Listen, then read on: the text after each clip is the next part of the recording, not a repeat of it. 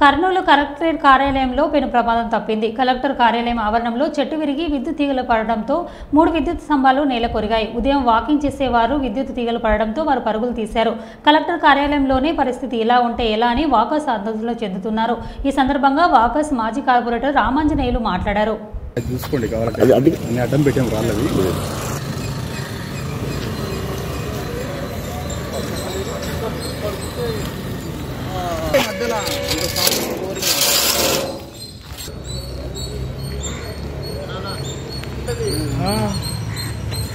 Just ఇక ముందుకు వచ్చినా పడిపోయింది చూడది.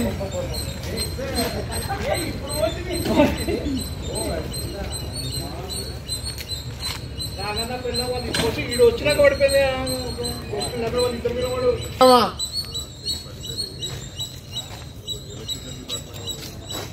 పంపించేసాను ఫోన్ ఇమ్మీడియట్గా పంపించేస్తున్నాను.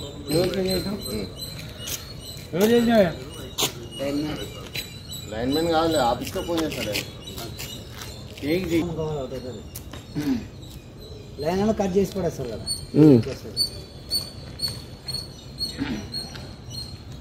నిలవడు బాగా దగ్గర హై టెంపరేచర్ ఆఫీస్ మొత్తానికి పడిపోయింటదే మనకి ట్రిప్ అవుతుందనా. ట్రిప్ అయింది ఇప్పుడు ట్రిప్ అయింటదేమో, కరెంట్ ఉండదేమో.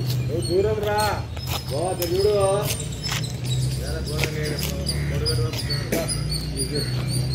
దాని ఫోన్ చేస్తాను బాబా.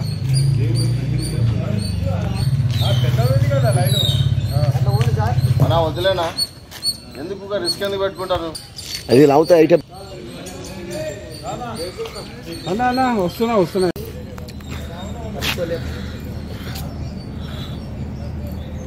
ఏముంది డబ్బురా కనుకోలేక దాటి వస్తే దీని మధ్యాహ్నం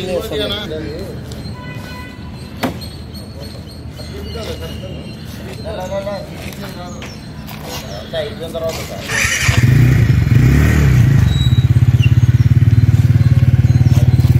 దాంట్లో దూరుతారు.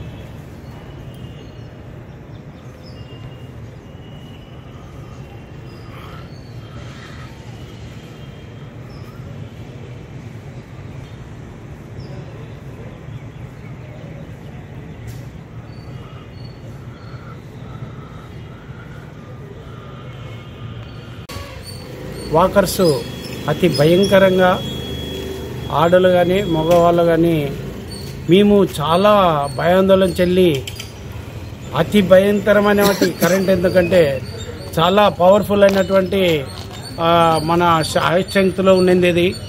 కాబట్టి కలెక్టర్ పేషీలోనే కొద్దిగా ఒక ఫర్లాంగ్ కూడా ఉండదు కలెక్టర్ ఆఫీసు.